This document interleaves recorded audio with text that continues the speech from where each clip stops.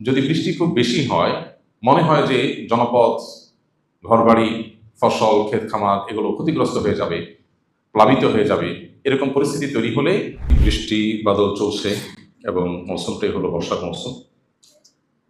বিশেষ করে আজকে সারাদিনই বৃষ্টি বৃষ্টি বাদল চলছে গোটা দেশেই কম বেশি। আমরা বৃষ্টির সময় যে করণীয় আমল আছে সে আমলগুলোর ব্যাপারে বিশেষভাবে পাবন্দি করবো ইনশাআল্লাহ। একজন মুসলমান তার জীবনের মূল লক্ষ্যই হলো জান্নাতে যাওয়া, আল্লাহকে সন্তুষ্ট করা।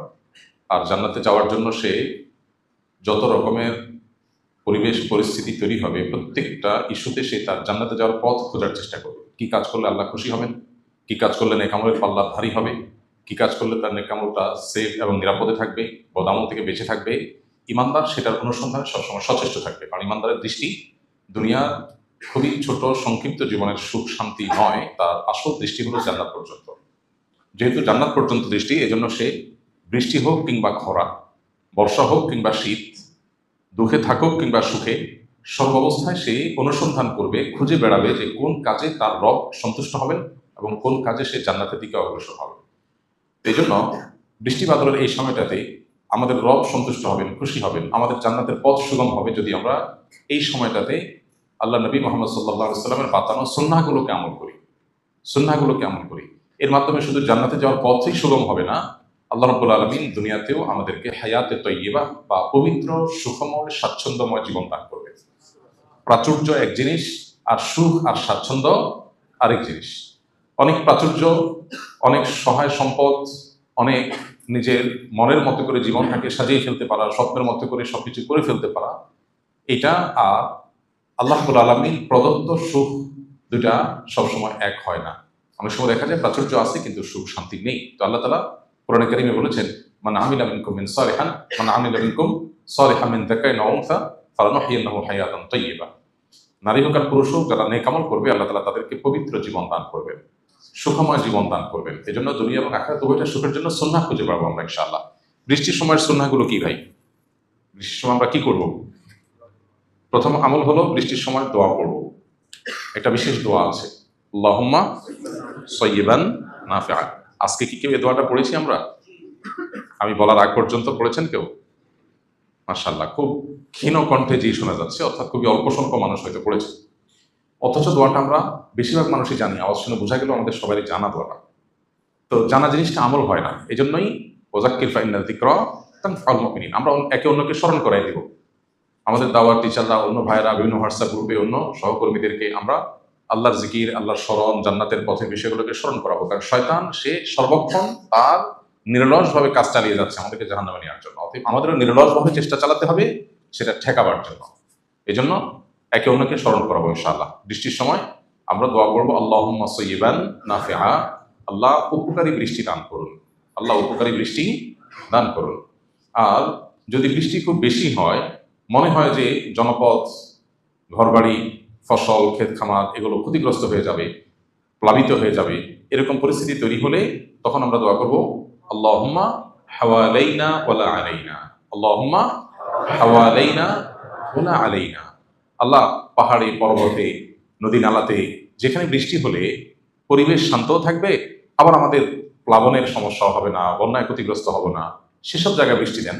ওয়ালা আলাইনা, আমাদের যে সমস্ত জায়গায় বৃষ্টি দিলে ঘর বাড়িতে, ক্ষেত খামারে আমাদের ক্ষতিগ্রস্ত হবো, আমরা রাস্তাঘাট ডুবে যাবে, সেখানে বৃষ্টি দিবেন না।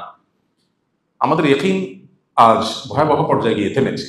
বস্তুবাদ আমাদেরকে এমনভাবে গ্রাস করে ফেলেছে, পৃথিবীর আর্টিফিশিয়াল দুনিয়ার চমক আমাদেরকে এমনভাবে গ্রাস করে ফেলেছে এবং সম্মোহিত করে ফেলেছে যে আমরা আসলে এই সমস্ত আমল দ্বারা যে কাজ হতে পারে সেই বিশ্বাসটা আমাদের ঠুনকো হয়ে গেছে, দুর্বল হয়ে গেছে। মদিনায় একবার অনাবৃষ্টি হচ্ছিল, নবী আলাইহিস সালাম ইস্তিসকার সালাত আদায় করলেন, আল্লাহর কাছে বৃষ্টি প্রার্থনা করলেন, এরপর আল্লাহ বৃষ্টি দিলেন। এমন বৃষ্টি শুরু হলো, মদিনার ঘর বাড়ি, রাস্তাঘাট ক্ষতিগ্রস্ত হতে শুরু করলো। নবীজি যখন আল্লাহর কাছে দোয়া করলেন, আল্লাহুম্মা হাওয়ালাইনা ওয়া আলাইনা, এরপর বৃষ্টি আবার থেমেও গেল। এখন আপনি বলবেন যে এখন তো আমরা লক্ষ লক্ষ মানুষ এরকম দোয়া করি, কই এরকম ঘুরের মতো কাজ করে না তো। তো প্রথম কথা হলো যে আমরা যখন আল্লাহর কাছে দোয়া করব, দোয়া যদি গুলির মতো তৎক্ষণাৎ কাজ না করে, তাহলে দোয়া করে কি লাভ আছে? আর কি লাভ? আর দোয়া ও হুয়াল ইবাদা, দোয়া করাটাই ইটসেলফ একটা ইবাদত। বান্দা যা চায় আল্লাহ অনেক সময় তা দিয়ে দেন, অনেক সময় তা না দিয়ে আল্লাহ রাব্বুল আলামিন তাকে কোনো এর চাইতে জরুরি কোনো জিনিস যেটা সে চায় নাই, খেয়াল করে নাই, সেটা আল্লাহ তাআলা দেন এটার বিনিময়। আবার অনেক সময় দোয়ার বিনিময় দুনিয়াতে কিছুই না দিয়ে এটা জমা রাখেন, আখিরাতে তার বিনিময় আল্লাহ তাআলা দেন। বান্দার দোয়া যদি যথাযথভাবে হয়, দোয়া বিফলে যাওয়ার কোনো কারণ নাই। তো এই জন্য ইমানদার বান্দা আল্লাহর কাছে দোয়া করেই যাবে এবং দৃঢ় বিশ্বাস রাখবে যে আল্লাহর কাছে দোয়া বিফলে যায় না। এই জন্য বৃষ্টির সময় আমরা এ দুটি আমল করবো ইনশাআল্লাহ। বৃষ্টি হলে আল্লাহুম্মা সাইয়্যিবান নাফিআ, অতি বৃষ্টি হলে আল্লাহুম্মা হাওয়ালাইনা ওয়ালা আলাইনা। তৃতীয় আমল হলো, বৃষ্টি যখন হয় বৃষ্টির নিচে দোয়া কবুল হয়। আর দোয়া ও তাহতাল মাতর, বৃষ্টির নিচে দোয়া করলে দোয়া কবুল হয়। আপনি যে ঘরে আছেন, স্থাপনা আছেন, বাইরে আছেন, যেখানে আছেন, উপরে বৃষ্টি হচ্ছে, আপনি নিচে আছেন, সো এই অবস্থায় আল্লাহর কাছে মনের চাওয়াগুলো পেশ করা যেতে পারে। দোয়া কবুলের বেশ কিছু স্থান, বেশ কিছু সময়, বেশ কিছু জায়গা আছে। এই সময়গুলোতে দোয়া করলে দোয়া কবুল হয়। নবী রাসূলুল্লাহ সাল্লাল্লাহু আলাইহি ওয়াসাল্লাম আমাদেরকে সেই সুসংবাদ দিয়ে গেছেন। তো সেজন্য বৃষ্টির সময় আমরা দোয়া করবো আল্লাহর কাছে। কি করবো? দোয়া করবো আল্লাহর কাছে যে আল্লাহ মনের চাওয়াগুলো যেগুলো আছে আল্লাহর কাছে সেগুলো আমরা পেশ করবো, যে আল্লাহ আমার অমুক অমুক চাওয়া পূরণ করে দেন। তাহলে বৃষ্টির সময় একটা হলো আপনার ধরা বাঁধা দোয়া, হাদিসের শেখানো ফরম্যাটের দোয়া, সেটা তো আছেই। আর এর বাইরে মনের বিভিন্ন চাওয়া পেশ করার একটা দারুণ সুযোগ হলো বৃষ্টির সময়। ভোর রাতে তাহাজ্জুদের সময় যেরকম দোয়া কবুল হয়, 5 ওয়াক্ত নামাজের পরে যেরকম দোয়া কবুল হয়, সফররত অবস্থায়, মুসাফির থাকা অবস্থায় যেরকম দোয়া কবুল হয়, তওয়াফ সাইরত অবস্থায় আরাফাতে যেরকম দোয়া কবুল হয়, ঠিক একইভাবে দোয়া কবুলের একটা গুরুত্বপূর্ণ মোমেন্ট বা সময় হলো বৃষ্টি চলাকালীন সময়। অর্থাৎ আপনি যে জায়গায় আছেন সেই জায়গায় যদি বৃষ্টি হয়, তাহলে ওই জায়গায় দোয়া করলে দোয়া কবুল হয়। এই জন্য আল্লাহর কাছে মনের দোয়াগুলো পেশ করবো ইনশাআল্লাহ। 4 নম্বর সুন্নাহ হলো বৃষ্টির মাঝে মধ্যে বৃষ্টি গায়ে লাগানো সুন্নাহ। বৃষ্টি গায়ে লাগানো এর মানে এইটা না যে আপনি শিয়াল ভেজা হয়ে ঠান্ডা লাগাই ফেলবেন। আমাদের তো বৃষ্টি গায়ে লাগে, সুন্নত আদায়ের নিয়তে বৃষ্টি গায়ে লাগানো হয়েছে কখনো? তাহলে আমলটা করবো ইনশাআল্লাহ। হালকা পাতলা একটু লাগলো, বৃষ্টি লাগার ভেতরে কল্যাণ আছে।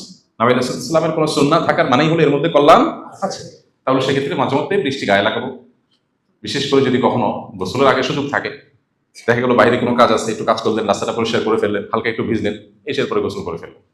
অবশ্যই সচেতনতার সাথে যাতে ঠান্ডা লাগার মতো ভেজা না হয়, তাহলে বৃষ্টি গায়ে লাগানো এটাও কিন্তু সুন্নাহ।